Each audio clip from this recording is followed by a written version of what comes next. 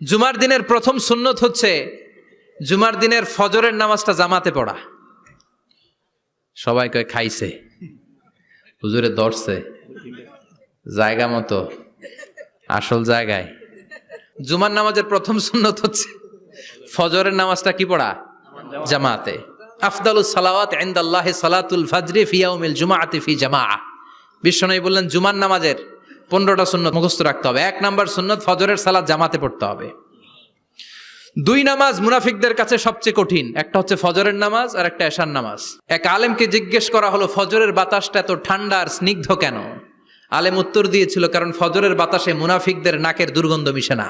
ফজরের বাতাসটা স্নিগ্ধ, ফজরের সময় আল্লাহওয়ালাদের আনাগোনা, মুসল্লিদের আনাগোনা, ইসলামের পক্ষের শক্তির আনাগোনা। চিল্লায় বলেন ঠিক কিনা?